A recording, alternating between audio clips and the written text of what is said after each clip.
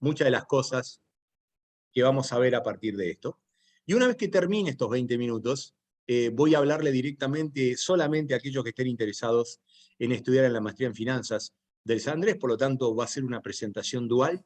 Los primeros 20 minutos son mercado, y eso sirve para que aquellos chicos, chicas que quieran iniciar la maestría en finanzas del San Andrés sepan el estilo de clases que yo particularmente suelo dar. A mi cargo está gran parte de todo lo que es la rama de Asset Management en San Andrés. Bueno, y esta es una de las tantas cosas que suelo yo impartir a lo largo de mis clases. Por lo tanto, me pareció interesante hacer una especie de prueba de clases, ¿sí? Que la podemos convertir en un evento de mercado tal como es. Y a partir de ahí voy a empezar a contarles del producto Maestría en Finanzas UNED San Andrés y apartarme de lo que es la presentación de mercado. Por lo tanto, aquellos que están interesados exclusivamente en escucharme analizar mercado, los próximos 20 minutos espero les resulten útiles. Aquellos que vienen a la maestría de finanzas, yo les aconsejaría escuchen las dos partes, porque esto es una forma de anticipar la forma de dar clases que tenemos en San Andrés, una maestría muy pragmática, muy aplicada, y después vamos a ir a la estructura de la maestría, que eso probablemente solamente le interese a aquellos que están aquí para escuchar el producto maestría en San Andrés, ¿sí? Por lo tanto, mucho se está hablando de la crisis energética, etc. Rápidamente, antes de hablar de la crisis energética, también se nos viene una elección en Argentina, ¿sí? Con un contado con liqui cerca de 220, con un blue que está tocando 205, ¿sí? Un poco cómo está anticipando el mercado lo que se nos viene. Bueno, 12% abajo los bonos cortos. Los bonos cortos están rindiendo 22% de yield, son precios de default. Los bonos largos están 11% abajo, rinden 18%, lo cual todas estas son rendimientos de default. Existe una probabilidad clara de que Argentina tenga que reestructurar otra vez a estos precios y que se venga otra ronda más y que estos precios sean castigados adicionalmente. Nada tiene probabilidad 1, nada tiene probabilidad 0 en este mundo, pero estos eventos, a la luz de cómo nos está yendo, no tiene probabilidad 0, a pesar de que el lunes el mercado abra con un shock político que potencialmente puede ser sorpresivo, ¿sí? Puede ser leído por Wall Street como muy favorable.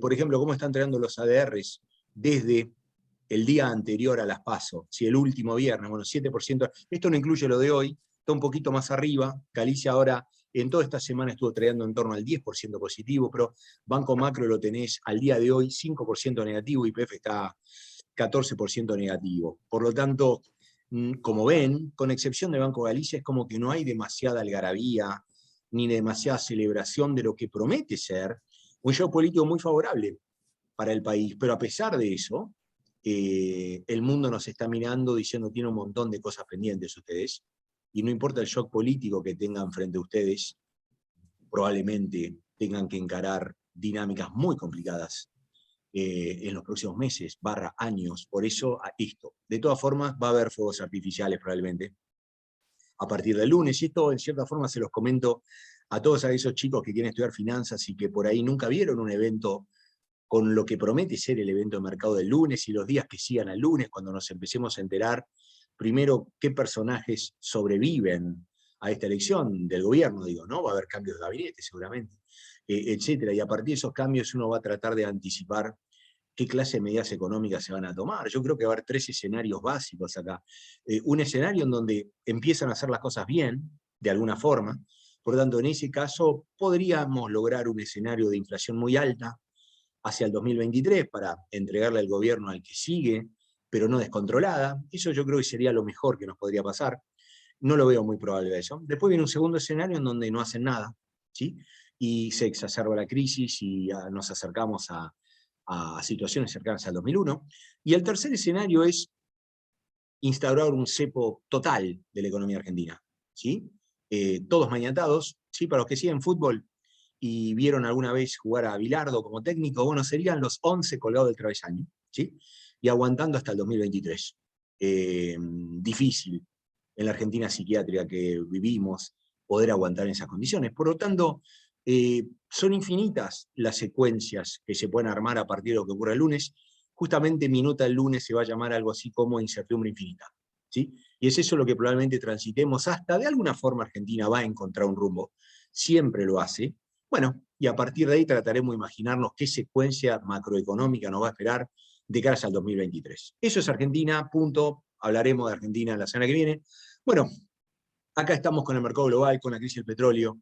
¿Cuál fue el último gran driver que le pegó al mercado? Bueno, fue una excelente temporada de reporte de resultados. Es importante, muchos de los chicos que se unen a la maestría en finanzas no tienen experiencia de mercado. Por lo tanto, es importante ver cómo el mercado te va armando capítulos, secuencias de historias que va priceando a lo largo del año, ¿sí? Por lo tanto, el último gran evento fue un reporte de resultados para el tercer trimestre que ha sido espectacularmente bueno, y eso logró que los tres índices principales de Estados Unidos, el Nasdaq, el S&P y el Dow, los tres hayan batido máximos históricos. Punto y coma, todo eso de alguna u otra forma se armó la semana pasada y la anterior. La semana pasada salió la Reserva Federal a anunciar lo que es el tapering, que significa en esencia la disminución de quantitative easing a lo largo de estos meses, al punto tal de que con el ritmo que prometió de 15 billones de reducción de los 100 billones de emisión original, QE se va a terminar en junio del 2022, ¿sí? Y ahí viene la pregunta, una pregunta que develó Powell la semana pasada, si el término de QE va a implicar necesariamente una suba en la tasa de referencia, o sea, en la parte corta de la curva. Insisto, muchos de ustedes nunca vieron esto y por ahí se sienten no familiarizados. Vamos a dedicar un curso entero a explicar estas cosas, pero en esencia hay dos puntos principales en la curva, la parte corta y la larga, ¿sí? La Fed le habla a las dos partes.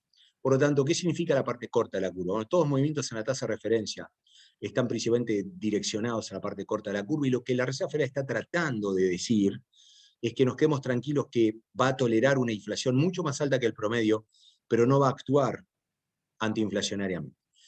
Eso lo celebró el mercado hasta el día de hoy. El día de hoy la inflación minorista norteamericana salió un poco por encima de lo que esperaba el mercado. Eso implica que el headline CPI de los últimos 12 meses está marcando 6,2%.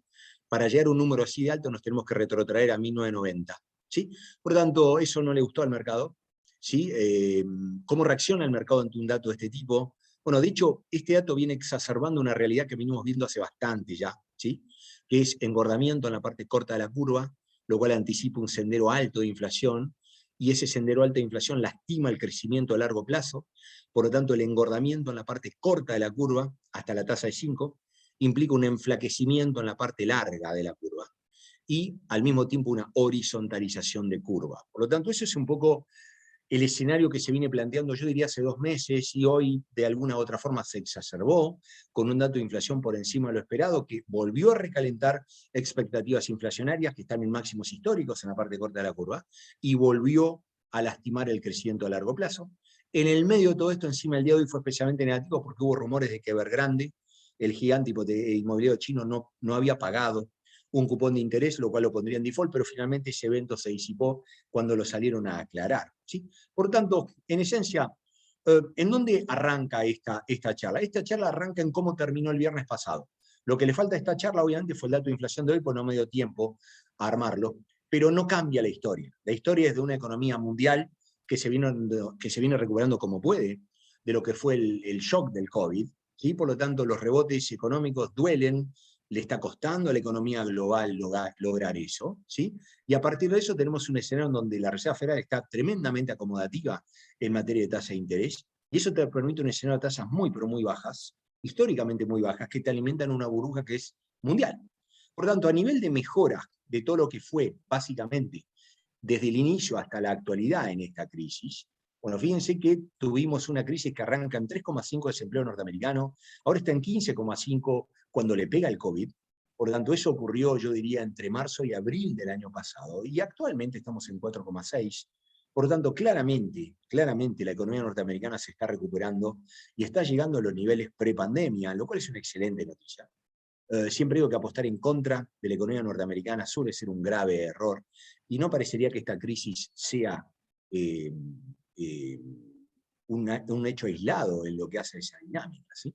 Por lo tanto, las tecnologías tuvieron un momento de recuperación importante en estas últimas semanas, les habían pegado fuerte, y actualmente son el índice que mejor está performeando de los tres. Las techs están aproximadamente 24% arriba en lo que va del año, contra un Dow que está 17% arriba, por lo tanto le sacan aproximadamente 700 puntos básicos. ¿Cuáles son las tres cosas importantes que dijo la Reserva Federal la semana pasada? Primera, vamos a empezar a reducir de a 15 billions la emisión mensual para comprar bonos. Por lo tanto, venía emitiendo a 120, por lo tanto, a fin de noviembre ya van a empezar a reducir de a 15 billones. A este ritmo llegamos a cero en junio del 2022, momento en el cual se terminaría quantitative easing. ¿Ese es un drama? ¿Ese es una tragedia? No, en absoluto. Los 3,5 trillones que emitieron se van a quedar por años en la economía global y van a seguir comprando activos que reflacionen. En segundo lugar, también dijo Powell, solamente estamos decidiendo sobre la parte larga de la curva.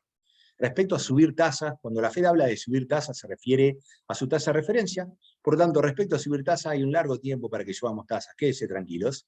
Y lo realmente novedoso que dijo Powell en la conferencia de prensa de la semana pasada fue que él espera, esto es importante, una desaceleración de la inflación entre el trimestre 2 y trimestre 3 del año que viene.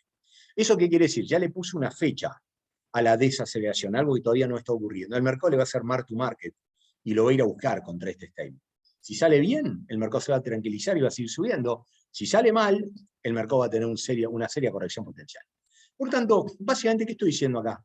Este es un poco el resumen, el espíritu de toda la charla. La temporada de reportes de resultados en Estados Unidos ha sido excelente. Si bien no culminó aún, el mercado sabe que la amplia mayoría reportó por encima de lo esperado. Esta coyuntura vuelve a reforzar la noción de que el margen de ganancias sigue siendo muy sólido, y eso es muy positivo para el mercado. El bull market recuperó plenamente la corrección de septiembre.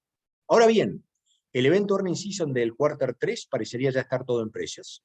Dicha circunstancia nos obliga a imaginar cuál es el próximo driver, y ahí me pregunto, ¿será el pick-up in inflation lo que preocupa el mercado a partir de hoy? Veremos. De acuerdo al FOMC del miércoles pasado, se observa una Fed muy tranquila con su tapering, ¿sí? Y muy tranquila para empezar a subir tasa de referencia. Por lo tanto, básicamente, ¿qué le dijo al mercado? Tranquilos en la parte larga de la curva y tranquilos en la parte corta de la curva. La Fed quiere que el mercado siga comprando activos financieros y siga alimentando esta burbuja. Con este mensaje dual, tapering tranquilo en la parte larga y una suba en la tasa de referencia en la parte corta, el mercado se queda defendiendo los máximos alcanzados. Insisto, veremos si el dato de CPI de hoy hace que el mercado quiera cambiar sustancialmente de distancia. Yo no creo que sea el caso, ¿sí? Por lo tanto, las presiones inflacionarias siguen tan firmes como la semana anterior, pero básicamente yo creo que el mercado va a seguir ninguneando el concepto de inflación, va a seguir operando inflación transitoria, por lo menos hasta que empiece el año que viene. Si el mercado muta de inflación transitoria a inflación resiliente, vas a tener una corrección muy, pero muy fea en mercados de equity, ¿sí? Por lo tanto, ese es un poco el espíritu de esta charla. Fíjense lo que ocurrió. A ver, acá me están quiero ver si puedo sacar de imagen. Ahí está. Me estaba tapando justamente una parte de la presentación. Fíjense que los RSIs que alcanzó el mercado la semana pasada, en cierta forma indicaban que estaba caro el mercado. 78 para el Nasdaq. Normalmente un RSI arriba de 70 te muestra sobrecompra, ¿sí? Y hoy ya lo tenemos en 60, por lo tanto se pegó una corrección importante entre ayer y hoy. Fíjense que el SPY hizo lo mismo, el S&P en 75 y el Dow en 68. Este es un mercado muy vertical, muy dramático, corrige muy rápido. Por lo tanto, la pregunta es si ya tuvimos esta mini corrección o si el mercado quiere convertir a noviembre en un mes totalmente negativo basado en un driver de inflación que salió muy mal. Pero fíjense que en este entorno tenés todos los índices batiendo máximos casi todos los días. Acá tenés al QQQ, que es el ETF que replica el Nasdaq, batiendo máximos, lo mismo para el S&P, lo mismo para el Dow. Por lo tanto, en el medio de todo esto tenemos, obviamente, lo que hace al core de la charla de hoy, una crisis energética. ¿Por qué la crisis energética es tan importante en este contexto? Bueno, hay tres conceptos que lastimaron el crecimiento de largo plazo en Estados Unidos y en el mundo. El primero ocurrió cerca de marzo, cuando arranca la variante Delta. Si esa variante Delta, en cierta forma, le frenó el rebote de la economía global a todo el mundo. En segundo lugar, por junio aparece el segundo problema, que son los cuellos de oferta, que estamos viendo en toda la economía global. Mucho ente microeconómico se murió literalmente como consecuencia de los cerramientos. Van a volver a revivir, pero lleva tiempo. Eso está generando un retraso en el rebote económico y además una presión inflacionaria. Y en tercer lugar, hace 2 meses atrás apareció la crisis energética. Por lo tanto, la crisis energética volvió a meter otra presión inflacionaria, volvió a frenar otra vez el rebote económico. Por lo tanto, hay 3 embates fuertes que le pegaron al mundo, y esos 3 embates cambiaron notablemente la dinámica, especialmente en mercados emergentes. Los mercados emergentes se habían arrancado muy positivos en enero y febrero, y ahora tienen un nivel de underperformance que es sorprendente, como lo vamos a ver en un ratito. Por lo tanto, ¿qué es lo que tenemos en la parte corta de la curva? Bueno, acá lo podemos ver con lujo de detalles. Tenemos totalmente en máximo y especialmente muy recalentadas las expectativas de inflación. Por otra parte, tenemos también las expectativas de inflación en la parte larga de la curva. Si bien no está en máximos, esto nos está indicando que a nivel de expectations, todas las curvas inflacionarias están totalmente recalentadas. Esta respuesta a la pregunta va a valer millones, si esto realmente va a ser transitorio, como dice la Fed, o tenemos un problema adicional. Yo tengo la tendencia a creer siempre lo que dice la Fed, tengo la tendencia a no apostar nunca en contra de la Fed, por lo tanto, por el momento sigo comprando ese escenario. Por lo tanto, ¿qué es lo que está generando esto? Bueno, esto está generando algo muy importante en la tasa de retorno real de la tasa de 30 años. Recuerden que hay dos clases de bonos. Los bonos que traían tasa nominal, que son los bonos no ajustables por inflación, y están los bonos ajustables por inflación, que traían tasa real. Estos bonos te están indicando que la tasa real en promedio anual a 30 años está en niveles de menos 0,40. Por lo tanto, fíjense que viene bajando fuerte desde febrero. ¿Qué indica una tasa real? Es la expectativa de crecimiento futuro. Por lo tanto, esta tasa de alguna forma te está marcando claramente que desde febrero el mercado está apreciando una fuerte desaceleración en el crecimiento global. Si uno compara, por ejemplo, la tasa de 30 contra la de 5, que te está dando la pendiente de la curva, otro indicador de crecimiento esperado. Esta pendiente estaba en 160 en febrero de este año, ahora la tenemos en... Bueno, esto hay que actualizarlo. Hoy lo tenemos ya prácticamente en niveles de 75. Por tanto, bajó un poco más con el dato de inflación de hoy. ¿Pero qué te está diciendo una pendiente que se achica y una curva que se horizontaliza? Falta de crecimiento a largo plazo. ¿Eso es bueno o malo? En tanto y cuanto tengamos 3,5 trillones de liquidez para gastar, tengo la sensación de que es malo en el relativo para acciones cíclicas y sigue siendo muy positivo para acciones tecnológicas. Independientemente de los saltos que tiene el mercado, independientemente de la locura que eventualmente uno ve como el día de hoy, ¿sí? Por lo tanto, en ese entorno, ¿qué es lo que está ocurriendo en nivel de la tasa larga? Bueno, fíjense la tasa larga. ¿Por qué es importante la tasa de 30? Porque es la tasa con la que uno descuenta en promedio flujo de fondos de largo plazo. Fíjense que la tasa de 30 está tradeando cómodamente abajo del 2%. De hecho, ayer tocó 1,82, es más, tocó 1,79 en algún momento del día.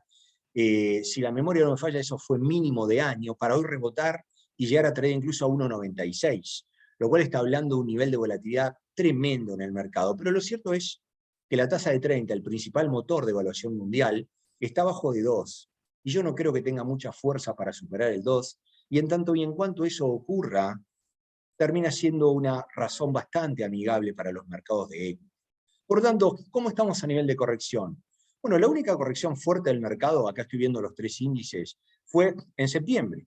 Actualmente esa corrección ya no solamente se evaporó, sino que los tres índices están arriba del agua. Es verdad que no tengo contemplado lo que pasó hoy, pero en esencia todavía tienen un mínimo margen de positividad y claramente recuperaron toda la que fue la fuerte corrección de septiembre. ¿Qué pasó en emergente? Es una historia totalmente distinta.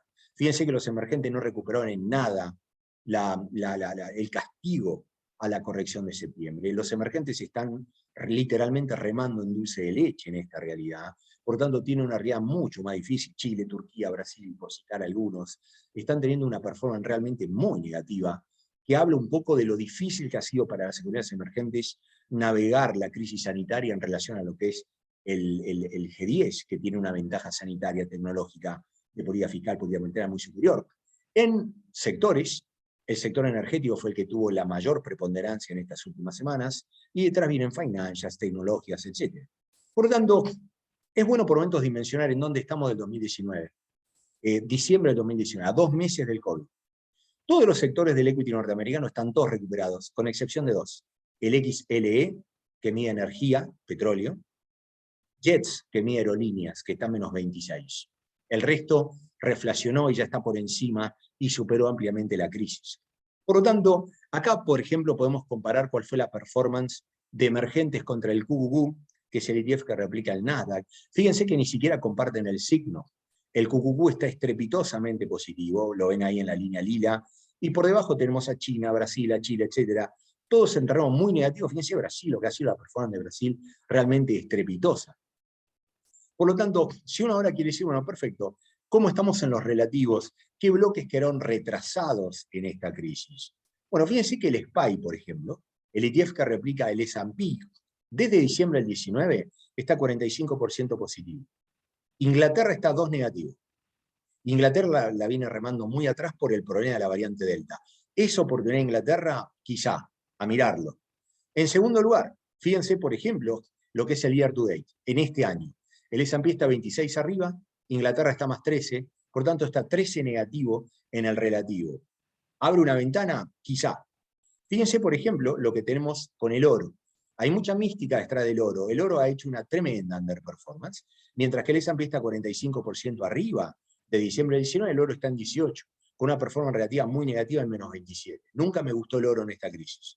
Por ejemplo, si uno analiza el year to date del oro, ¿sí? El oro está, bueno, ahora mejoró un poquito esta semana, pero al viernes, la semana pasada, estaba en menos 5, con una performance relativa de menos 31. Parecería que la mejor forma de protegerte contra la inflación es estar largo equity, como viene siendo el caso desde hace un año y medio, ¿sí? Por lo tanto, ¿qué es lo que tenemos acá? Bueno, acá tenemos las criptos, la locura de las criptos. Bueno, las criptos de alguna u otra forma han sido un hedge antiinflación bestial, ¿sí? Con el Bitcoin trayendo cerca de 65.000, 66.000, y el Ethereum quebrando máximos en los últimos días en la zona de 4.800. Rápidamente, equity emergente. Este es un gráfico que creo que tiene sentido mirar.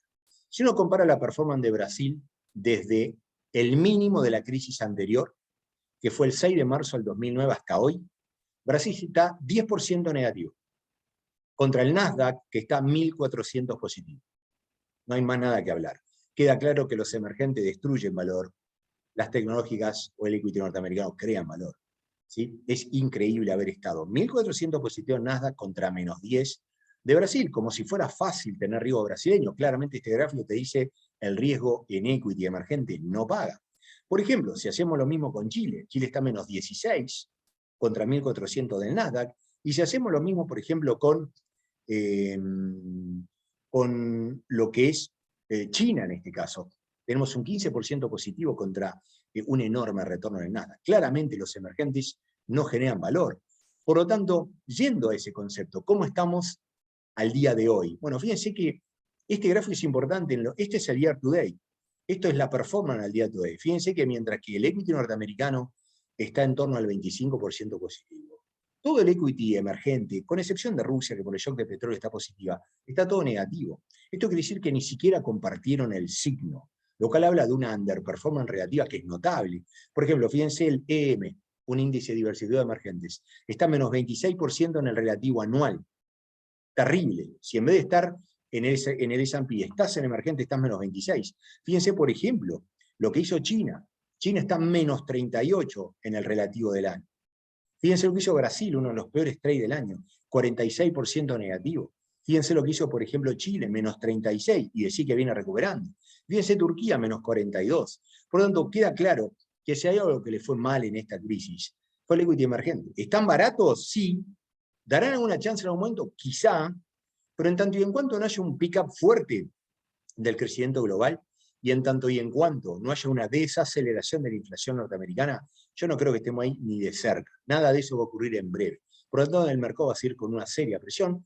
La única excepción es Rusia acá, con un 6% a favor, que se vio beneficiada con el shock del petróleo. Por lo tanto, para ir cerrando esta presentación, bueno, tengo la sensación de que vamos a seguir por un largo tiempo, un par de meses como mínimo, de una curva norteamericana que se va a quedar merodeando en estos niveles, una fuerte horizontalización de curva. No creo que eso cambie a pesar del dato de CPI de hoy.